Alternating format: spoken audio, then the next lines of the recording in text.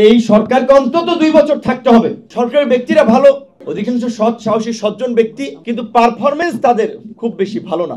এইখানে যদি চেয়ারে খেলে আরেকজনকে বসাই দেন, একই কাজ চলতে থাকবে, কিন্তু একই কাজ।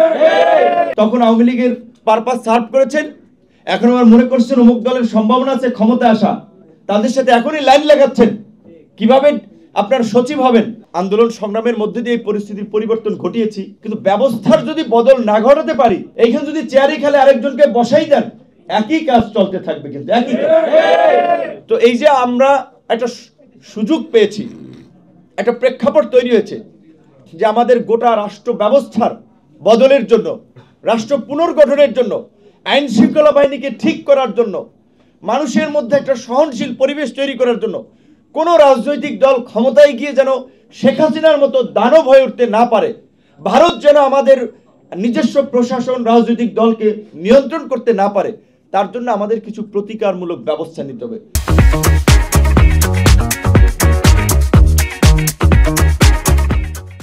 সুতরাং আমরা বলছি, এক পার্টি ক্ষমতায় থাকলে যদি ব্যালেন্স না থাকে, শেখ হাসিনার মতো আওয়ামী লীগের মতো দৈত্য দানব হয়ে উঠবে।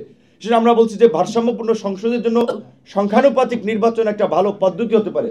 আনুপাতিক পদ্ধতিটা আপনি যেই দল যত ভোট পাবে তাদের প্রতিনিধিত্ব, সব দল তাহলে সংসদে থাকতে পারবে, সবার ভয়েস থাকবে, এবং সরকার ক্ষমতাকে কুক্ষিগত করার কোনোভাবেই পারবে না। আইন শৃঙ্খলা বাহিনী সহ বিভিন্ন প্রতিষ্ঠানের একটা জবাবদিহিতা থাকবে। তার জন্য নতুন কিছু আইন প্রয়োজন, আর বিদ্যমান আইনের কিছু সংস্কার প্রয়োজন। এখন এইগুলো না করে যদি রাতারাতি একটা নির্বাচন হয়ে যায়, তাহলে জেলেও সেই কদু। সেই জন্য আপনাদেরকে বলবো যে আপনারাও ভয়েস তুলেন এই জন্য। এখন আরেকটা বিষয়, এক ভাই বলছেন, এটাও একটা বাস্তবতা। আমরা বড় আশা নিয়ে, আকাঙ্ক্ষা নিয়ে এই সরকারের দিকে তাকিয়েছিলাম। সরকারের ব্যক্তিরা ভালো, অধিকাংশ সৎ সাহসী সজ্জন ব্যক্তি, কিন্তু পারফরমেন্স তাদের খুব বেশি ভালো না। প্রশাসনের একটা পেশাদারিত্ব চাই, প্রশাসন একদিকে হেলে যাবে এটা আমরা চাই না। তখন আওয়ামী লীগের পারপাস সার্ভ করেছেন, এখন আবার মনে করছেন অমুক দলের সম্ভাবনা আছে ক্ষমতা আসা, তাদের সাথে এখনই লাইন লাগাচ্ছেন কিভাবে আপনার সচিব হবেন, কিভাবে ডিআইজি হবেন, কিভাবে আইজি হবেন। এখনই যদি এই লাইন লাগান, কি করবেন? পরিস্থিতি কোনো পরিবর্তন হবে আপনারা মনে করছেন? কাজে এই জন্য বলছি, এই সরকারকে অন্তত 2 বছর থাকতে হবে।